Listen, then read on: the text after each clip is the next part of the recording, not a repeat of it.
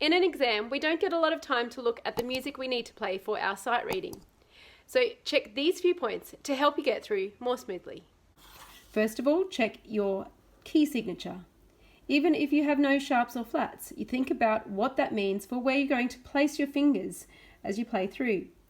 Look for any accidentals. So here we have a couple. Again, think about what that means for where you're going to place those fingers.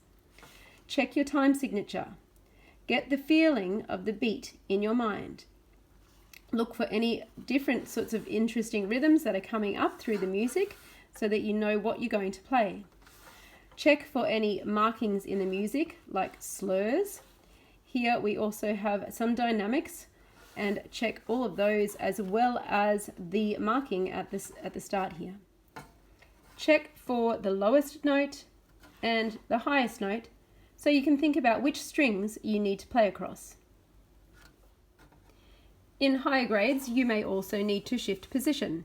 So look for those highest notes and think about where is a good place to shift up, how long you need to stay up in that position, and where you might like to shift down if appropriate. I hope this short little video helps you with your sight reading. Please make sure you let me know by hitting the like button down below, subscribing, and let me know in the comments what you'd like to see in other videos.